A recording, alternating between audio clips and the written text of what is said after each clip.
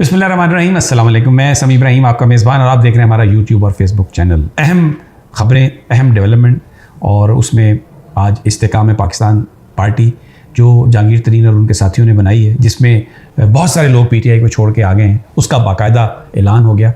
सबसे बड़ा सवाल ये है कि क्या ये जमात जो वोट बैंक लेना चाहती है पीटीआई का, क्या वो वोट बैंक इन्हें मिल सकेगा?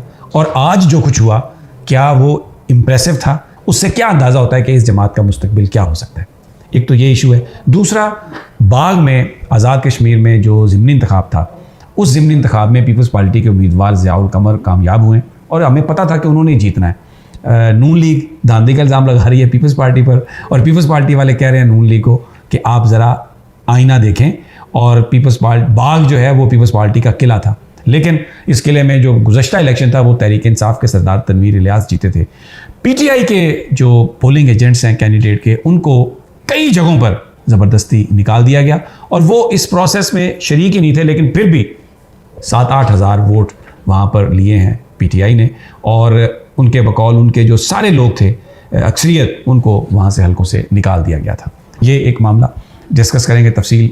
और फिर आज जो अदलिया पर हमला किया है हुकूमत ने, इरफान कादर साहब ने प्रेस कॉन्फ्रेंस की है, जिसमें उन्होंने ये कहा है कि जो सुपीरियर जुडिशरी के जो जजेस हैं, उनके खिलाफ नैब के अंदर भी कार्रवाई हो सकती है, नैब कवानीन के तहत भी उन्हें पकड़ा जा सकता है। और ये बात दुरुस्त है, इरफान कादर साहब कहते हैं कि सुप्रीम जुडिशल काउंसिल जजेस के मामला देखती है, लेकिन जो क्रिमिनलिटी है उसको नैब भी देख सकती है। आज तक ये नहीं हुआ, तो इसका मतलब ये है कि अब जजेस को नैब के ज़रिए ये हुकूमत डराने का प्रोग्राम बना रही है। इसका ज़िम्मेदार कौन है?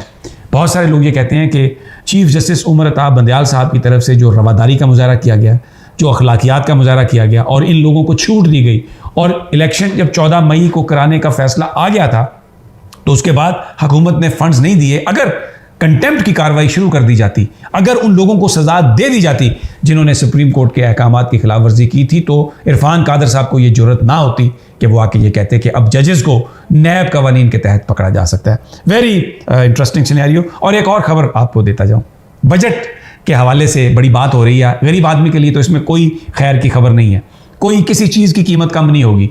और आज जो इकोनॉमिक सर्वे ऑफ पाकिस्तान ने फिगर्स दिए हैं, उसमें जो चीज़ सामने आई है कि पाकिस्तान में और किसी चीज़ में इजाफा उसने किया है या नहीं किया, गधों की तादाद में इजाफा हो गया। खोते जो है ना पाकिस्तान में, खोते, वो इकोनॉमिक सर्वे कहता है कि पहले थे 57 लाख, अब हो गए हैं 58 लाख। मेरी कुछ लोगों से बात हुई, उनका कहना है कि ये गिनती में गलती हुई है, शायद एक आध सिफर कम लग गया। गधों की तादाद में बहुत ज़्यादा इजाफा हुआ है पाकिस्तान में। ये इकोनॉमिक सर्वे ऑफ पाकिस्तान की ये रिपोर्ट है। अब आते हैं सबसे पहली खबर पर। इस्तेकाम पाकिस्तान पार्टी, जहांगीर तरीन साहब ने आज उसका ऐलान किया है। एक हैरत की बात है कि वो खुद नाअहल हैं। सुप्रीम कोर्ट ऑफ पाकिस्तान ने उन्हें नाअहल करार दिया, लेकिन आज उन्होंने एक सियासी जमात बना ली है। उसी कतार में एक और नाअहल बैठा था, सरदार तनवीर इलियास। और फिर जो अलीम खान साहब हैं, ये वो आदमी, ये अलीम खान साहब वो शख्सियत हैं जिन्होंने अपना सारा ग्रुप जो है वो नून लीग के साथ जम कर दिया था। और इसमें बहुत सारे जो लोग थे वो नवाज शरीफ साहब के साथ हमजा शहबाज को वज़ीर आला बनाने में इन्होंने वोट दिया था। तो इस्तेकाम पाकिस्तान के नाम से जो नई पार्टी, उसमें बहुत सारे लोग आए, मुंह छुपाए बैठे थे, स्टेज पर नहीं आ रहे थे। अली जैदी स्टेज पर नज़र नहीं आए, फवाद चौधरी साहब वहाँ पर हमें नज़र नहीं आए स्टेज पर, लेकिन अलीम खान स्टेज पर थे, आमिर कियानी स्टेज पर थे। बहुत सारे ये वो लोग हैं जो अपनी प्रेस कॉन्फ्रेंसेस करते रहे कि हम कभी, अब हम छोड़ रहे हैं पीटीआई को और सियासत में हम हिस्सा नहीं लेंगे, सियासत से हम ब्रेक कर रहे हैं, सियासत is not our cup of tea. लेकिन आज वो वहाँ पर आ गए, और जो पहले दिन आज इस सियासी जमात का ऐलान हुआ, लेकिन मंशूर कोई नहीं है। यानी आप वोटर्स को कैसे अट्रैक्ट करेंगे? आप अपना कोई प्लान देते हैं, कोई प्रोग्राम देते हैं, कोई मंशूर नहीं। ये कहा गया जी मंशूर अगले चंद दिनों में बता दिया जाएगा। लोग इकट्ठे कर लिए गए हैं, मकसद क्या है? इसका फैसला और इसका ऐलान चंद दिनों के बाद होगा। झंडा जारी कर दिया गया। झंडे के कलर किसको रिप्रेजेंट करते हैं, झंडे का मतलब क्या है, ये क्योंकि अभी तो मैनिफेस्टो है ही नहीं, इसलिए ये बात भी बाद में आएगी। और फिर जहांगीर तरीन साहब ने कहा कि आने वाले दिनों में बहुत सारे ऐसे लोग हमारी सियासी जमात में शामिल हो जाएंगे जो अपने हलकों में बड़े साहिब इज्जत होंगे, उनके बड़े वोट्स हैं, उनके अपने कई हज़ार वोट होंगे, गोया इलेक्टेबल्स। यानी ये वो जमात है जिसका कोई मंशूर नहीं है, आवाम के जो मसाइल हैं उनका कोई जिक्र नहीं है। और ये कहा गया कि जनाब चंद लोग और शामिल हो जाएंगे जो इलेक्टेबल्स हैं, और हम इलेक्शन जीतेंगे और हम हुकूमत बनाएंगे, तो जिसने हुकूमत बनानी है वो हमारे साथ आ जाएं। तो जनाब क्या ये उस वोट बैंक को, जो पीटीआई का वोट बैंक है, जो बल्ले को वोट देता है, क्या ये उसको खींच सकते हैं अपनी जानिब। आज के जो ऑप्टिक्स हैं टोटल फ्लॉप, टोटल ठुस, नहीं, बिल्कुल नहीं, कोई भी चीज़ इंप्रेसिव नहीं थी। फिर माजी में अगर आप देख लें, पीपल्स पार्टी के बतन से नेशनल पीपल्स पार्टी निकली गुलाम मुस्तफा जतोई और खर की, प्रोग्रेसिव पीपल्स पार्टी निकली मौलाना कौसर नियाजी की, मुसावात पार्टी निकली हनीफ रामे साहब की। तो क्या वो पीपल्स पार्टी का वोट बैंक ले सकी? नहीं। आपने पीपल्स पार्टी के अंदर से फिर पैट्रियाट निकाली, हुकूमत तो बना ली, लेकिन क्या आप मोहतरमा को इररेलेवेंट कर सके सियासत में?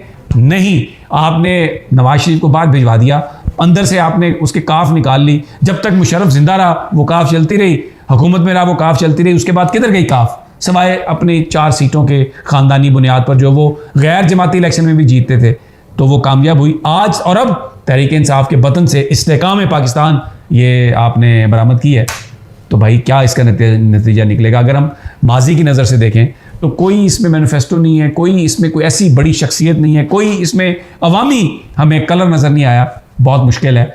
ये जो पार्टी बनी है ये शायद कोई बड़ी प्रॉब्लम जो सियासत इस वक्त चल रही है उसमें पीपल्स पार्टी और नून लीग को नहीं दे सकती, बल्कि नून लीग तो कह रही है हम इनके साथ मिलकर काम करेंगे। तो जो इस वक्त की जो हुकूमत है पिछले 1 साल से, जिसने पाकिस्तान में शदीद महंगाई पैदा की है, बेरोजगारी है, लॉलेसनेस है, अगर कोई जमात उनके साथ ताउन करके इलेक्शन लड़ेगी तो लोग उसे क्यों वोट देंगे? मेरा सवाल है आपसे। लोग तो स्टेटस को की तब्दीली चाहते हैं, लोग महंगाई का खात्मा चाहते हैं, लोग बेरोजगारी का खात्मा चाहते हैं, लोग इज्जत से जीना चाहते हैं। तो ये जमातें तो पिछले 1 साल से इकट्ठी हैं, तो क्या होएगा?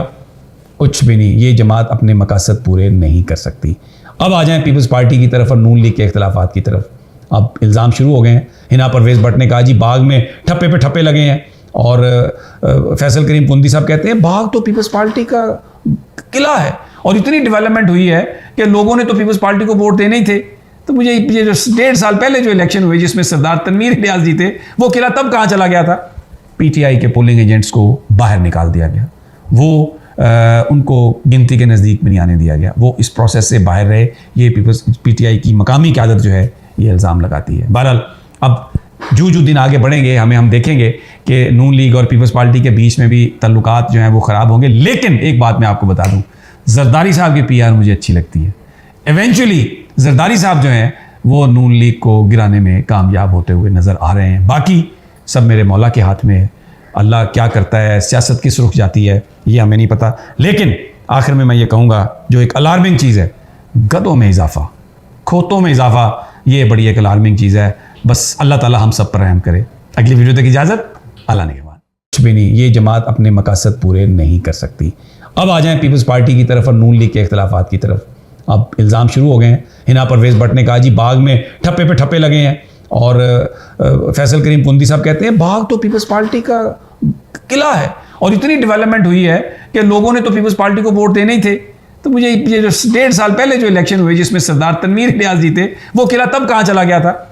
PTI के पोलिंग एजेंट्स को बाहर निकाल दिया गया, वो उनको गिनती के नज़दीक भी नहीं आने दिया गया, वो इस प्रोसेस से बाहर रहे। ये PTI की मकामी क़यादत जो है ये इल्ज़ाम लगाती है। बहरहाल अब जो दिन आगे बढ़ेंगे हम देखेंगे कि नून लीग और पीपल्स पार्टी के बीच में भी तल्लुकात जो हैं वो ख़राब होंगे। लेकिन एक बात मैं आपको बता दूं, जरदारी साहब की PR मुझे अच्छी लगती है। इवेंचुअली जरदारी साहब जो हैं वो नून लीग को गिराने में कामयाब होते हुए नज़र आ रहे हैं। बाकी सब मेरे मौला के हाथ में है। अल्लाह क्या करता है, सियासत किस रुख जाती है, ये हमें नहीं पता। लेकिन आखिर में मैं ये कहूँगा, जो एक अलार्मिंग चीज़ है, गधों में इजाफा, खोतों में इजाफा, ये बड़ी एक अलार्मिंग चीज़ है। बस अल्लाह ताला हम सब पर रहम करे। अगली वीडियो तक इजाज़त, अल्लाह ने के बाद।